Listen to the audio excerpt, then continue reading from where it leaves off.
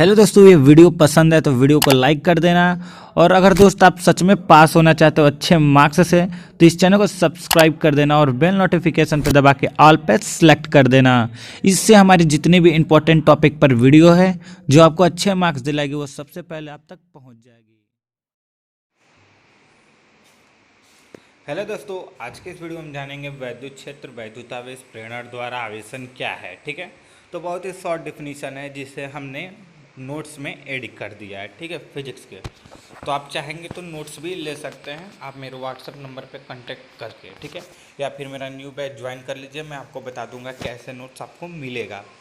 ठीक है, तो यहाँ पे देखिए वैद्युत क्षेत्र मतलब वैद्युत क्षेत्र क्या होता है। किसी आवेश मतलब किसी वैद्युत आवेश अथवा आवेश समुदाय के चारों ओर का वह क्षेत्र जिसमें कोई अन्य आवेश आकर्षण अथवा प्रतिकर्षण बल का अनुभव करता है वैद्युत आवेश कहलाता है। बस इतना ही छोटा सा डिफिनीशन लिख देना है। अगर आपके बोर्ड परीक्षा में पूछता है कि वैद्युत क्षेत्र से आप क्या समझते हैं या फिर वैद्युत क्षेत्र क्या है। ठीक है, तब यहाँ पे एक बार अगर हम लोग समझने की बात करें तो आइए थोड़ा समझ लेते हैं। ठीक है, तो किसी वैद्युत आवेश मतलब क्या है। वैद्युत आवेश क्या है, जो हम लोग मान लीजिए जो एम्पियर हम लोग धारा प्रवाह करते हैं और उसके चारों ओर एक क्षेत्र उत्पन्न होता है, उसी को हम लोग क्या कहते हैं, वैद्युत आवेश। मतलब हम लोग वैद्युत जब बिजली का हम जो बिजली है, बिजली मतलब हम लोग का क्या है, वैद्युत है। तो जब हम उसको धारा उसमें दे रहे हैं मतलब तार में जब धारा जा रहा है तो आवेश किस कारण उत्पन्न हो रहा है, वैद्युत के कारण। तो उसी को वैद्युत आवेश कर रहे हैं। ठीक है, अब अथवा आवेश समुदाय, तो देखिए आवेश कई प्रकार के होते हैं, रगड़ने पर भी उत्पन्न होता है आवेश। ठीक है, तो समुदाय के चारों ओर मतलब समुदाय के उसके चारों ओर, अगर मान लीजिए किसी चीज में आवेश है उसके चारों ओर क्या होता है, चारों ओर आवेश ही उत्पन्न होता है। ठीक है, तो आवेश दो प्रकार होते हैं, प्रतिकर्षण, आकर्षण। जैसे कि अगर एक ही दिशा में हो ना, मान लीजिए आपको, अगर मान लीजिए Q है, ठीक है, मतलब आवेश है, अगर मान लीजिए इस दिशा में Q1 है और Q2 भी इसी दिशा में, तो ये क्या हो गया, आकर्षण कर देगा।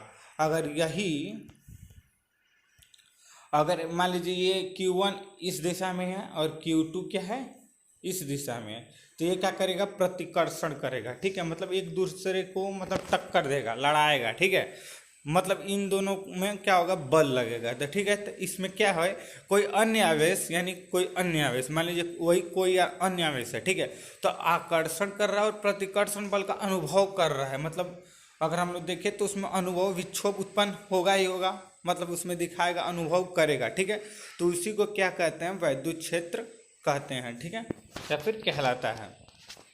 अब दोस्तों अगर आप ये पढ़ेंगे ना वैद्युत आवेश, तो आप समझ जाएंगे कि वैद्युत आवेश क्या है, कि उसी के मदद से आप वैद्युत क्षेत्र भी समझ सकते हैं। ठीक है, अब यहाँ पे पढ़िए, वैद्युत आवेश। प्रसिद्ध वैज्ञानिक थेल्स ने बताया कि जब कांच का छड़ को रेशम के कपड़ों से रगड़ा जाता है तो कांच की छड़ रगड़ने के बाद छोटे छोटे कणों, कागज के टुकड़े इत्यादि को चिपकाना प्रारंभ कर देता है। घर्षण प्रक्रिया के बाद पदार्थ सामान्य की तुलना में कुछ अलग व्यवहार प्रदर्शित करता है और पदार्थ के इस विशेष गुण को वैद्युत आवेश नाम दिया गया है। मतलब क्या समझ में आया, जैसे कि मान लीजिए हम लोग जब छोटे थे, आई थिंक 2 में या 4 में पढ़ते होंगे, तो हम लोग क्या करते थे, पहले शायद आपने किया होगा, नहीं किया होगा तो करके देखिएगा। ठीक है, जैसे कि अगर आप कोई तेल लगाए हैं बाल में, ठीक है, तो पेन का पिछला से हिस्सा चाहे या फिर अगला मतलब कहीं का भी हिस्सा जब आप बाल में खूब तेज़ी से रगड़ते थे तो पेन क्या होता था, थोड़ा गर्म हो जाता था। और गर्म होने के कारण हम लोग क्या करते थे, कागज़ के टुकड़े को तोड़ के और उसको रख के उसको चिपकाते थे। मतलब उसमें चिपकाने पे तो उस समय हम लोग नहीं जानते थे कि ये क्या हो रहा है, मतलब ये आवेश के कारण हो रहा है कि किस कारण हो रहा है। बस उस समय हम लोग क्या करते थे, चिपकाने में मजा आता था और हम लोग चिपका के उसको उठाते थे। जाइए देखो जादू कैसे कागज़ चिपक रहा है। ठीक है, तो आपने नहीं किया होगा तो उसको प्रयास करके देखिएगा, जरूर चिपकेगा। ठीक है, तो उसमें आवेश उत्पन्न हो जाता है, मतलब कुछ समय बाद भी खत्म भी हो जाता है उसका गुण, क्योंकि उसमें हमेशा के लिए आवेश नहीं उत्पन्न होता है, कुछ ही देर के लिए होता है। ठीक है, अब प्रेरणा द्वारा आवेशन क्या है, जब जब अनावेशित वस्तु से स्पर्श कराए बिना, जब मतलब बिना अनावेशित मतलब मतलब मान लीजिए कोई छड़ है, वो उसमें आवेश नहीं है, तो उससे बिना स्पर्श कराए बिना आवेशित वस्तु को आवेशित करने की विधि, मतलब जो हम लोग का अनावेशित वस्तु है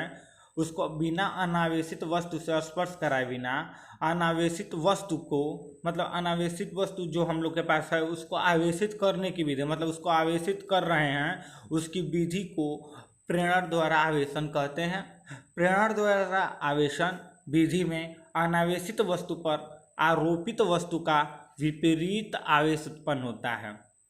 ठीक है, जब हम उसको आवेशित कर रहे हैं तो उसमें क्या हो रहा है, विपरीत आवेश उत्पन्न होगा। ठीक है, आवेशित, ठीक है, विपरीत आवेश होगा। ठीक है, अनावेशित वस्तु से।